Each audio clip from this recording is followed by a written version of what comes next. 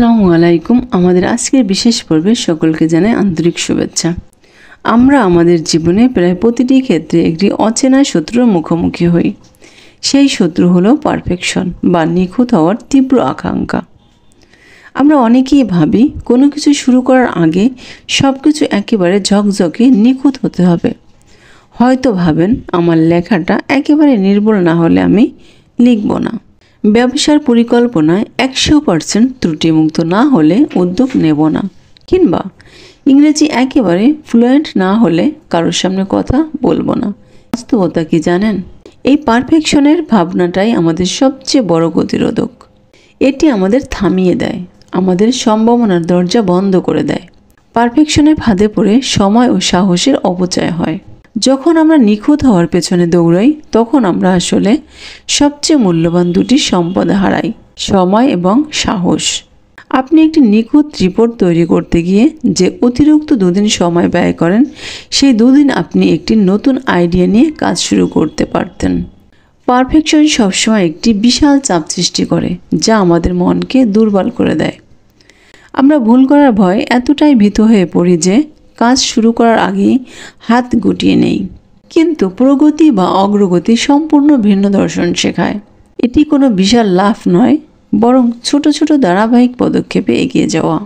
ভাবুন তো, প্রতিদিন যদি আপনি মাত্র 1% করে উন্নতি করেন, খুব সামান্য, বছর শেষে আপনার সে অগ্রগতি হবে বিশাল।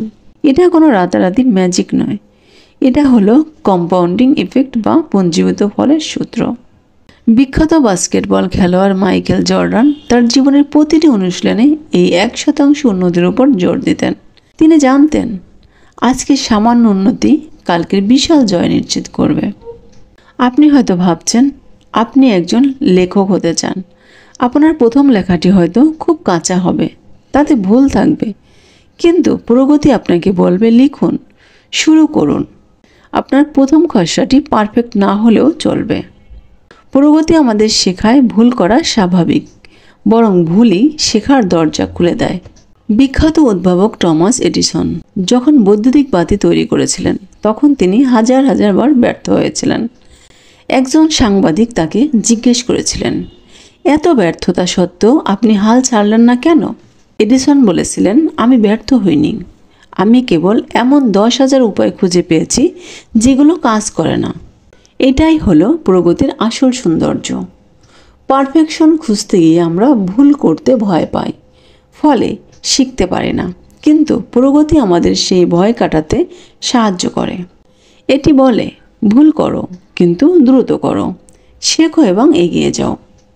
যখন আপনি পারফেকশনের চাপ থেকে নিজেকে মুক্ত করেন তখন আপনার সৃজনশীলতা মুক্তি পায়। শিল্পের ক্ষেত্রেও একই কথা প্রযোজ্য। একজন শিল্পী যখন নিখুঁত ক্যানভাসের কথা চিন্তা করেন তখন তার হাত থেমে যায়, কিন্তু যখন তিনি শুধু শুরু করার দিকে মনোযোগ দেন তখন নতুন নতুন রং, নতুন ভাবনা আপনা আপনি আসতে থাকে। প্রগতি মানে কেবল কাজ এগিয়ে নিয়ে যাওয়া নয়, এর অর্থ হলো মানসিক চাপ কমানো। আপনার ভেতরে সেই ভয় দূর করা যে যদি সব কিছু নিখুঁত না হয় তাহলে এর কোনো মূল্য নেই। প্রগতি বলে আপনার চেষ্টাটাই মূল্যবান। আজই প্রতিজ্ঞা করুন আজ থেকে এগিয়ে যাব।